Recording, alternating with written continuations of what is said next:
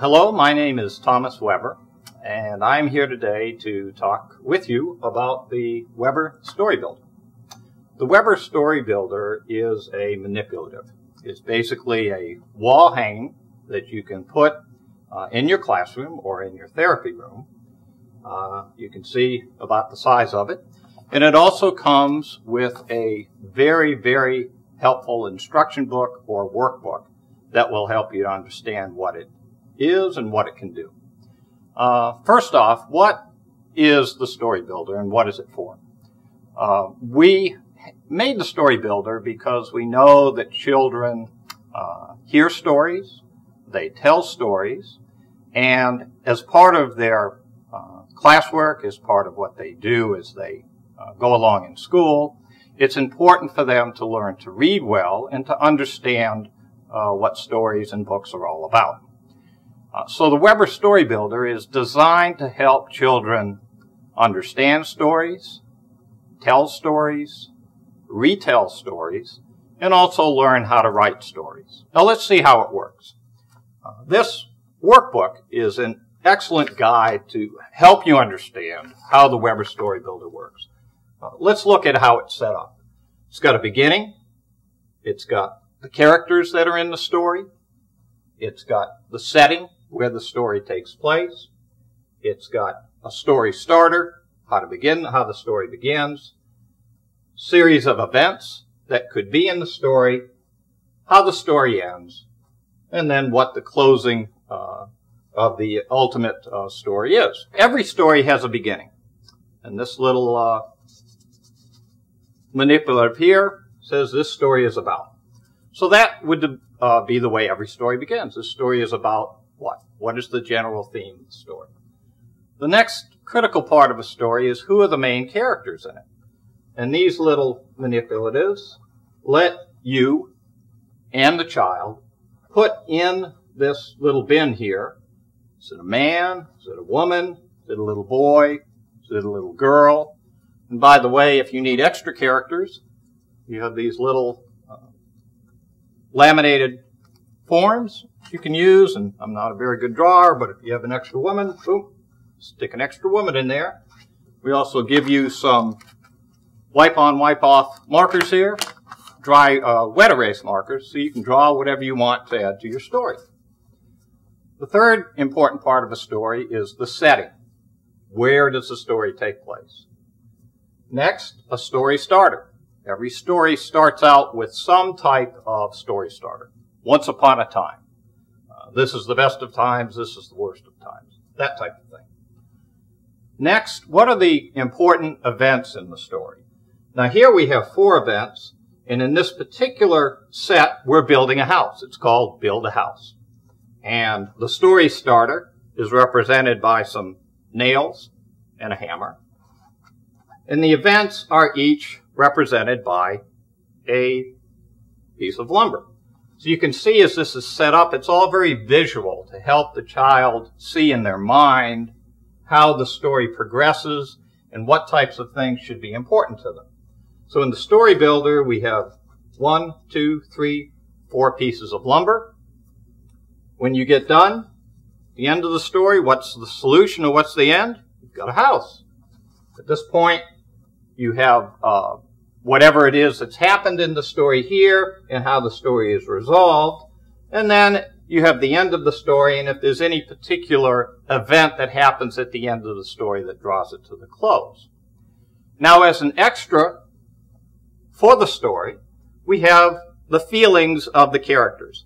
And that's represented by this little round circle. You have the happy, the not so happy, the very unhappy, the worried, and the very, very surprised. This is supposed to visually represent what is going on with the main characters in the story during the story. You can use it anywhere you want. What are the feelings of the character at the beginning of the story? What happens to the characters with each of these events? What happens at the end, and how do they feel at the end? The Storybuilder book has a A lot of great things in it. It's got a parent letter for each of the different sets. It's got an explanation, like I just reviewed with you, about each of these areas. It's got a sample story for you that you can use with the build a house scene. You can read it to the children and then goes through these different sets or different subsets of the Storybuilder. And it gives you a teaching guide to tell you what to say or what to do about each of these. Now, most of you will be able to do this on your own. It's pretty intuitive. But if you have some trouble, this book will lead you through it. One of the greatest parts of this book is it gives you something to reproduce and give to the child. This page here, called the Storybuilder Outline, is like a book report. It has the child, or gives the child an opportunity to write in the title, the author, the illustrator, cover art. What do I know about the story? The beginning, the setting, action. This happened, then that happened, then this happened, that type of thing, all the way down to the end, where you're asking, how does the main character or characters feel at different points of the story? This whole outline is also broken down into bigger pages. So if you want to focus on a certain section of the Storybuilder, you can do so by reproducing these pages. And by the way, you can not only do this reproducing by using a Xerox machine, but a CD-ROM also comes with the Storybuilder, so you can print out these pages either in black and white or in color if you wish. There is a second set of symbols that we've included with the Storybuilder, and a second story, which is a more complicated story, or a harder story than the first one. And this is called Solve It.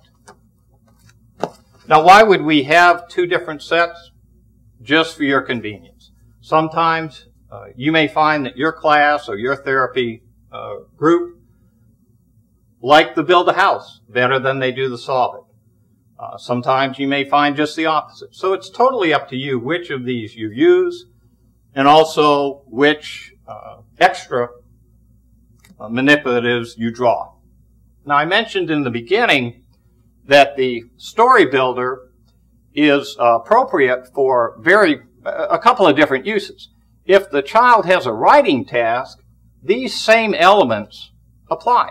If you're going to write a paper, it's usually going to have a beginning. It may or may not have people involved. If it doesn't, just take that element out. If there's not a setting per se, if it's just a paper about how to catch butterflies, well, that's going to have a setting because you're going to have to do it outside. The story starter is, how am I going to catch butterflies? What's the procedure to do that? And then the events are the steps that one would follow to catch a butterfly. The solution is you catch the butterfly, and then the closing might be some question about what you do with the butterfly afterwards, or study it, or something like that. The Weber Storybuilder has the Storybuilder Pocket Chart, which is 12 inches by 48 inches. It has 22 Storybuilder symbols, 20 write-on, wipe-off cards, 4 wet erase markers that are in 4 different colors.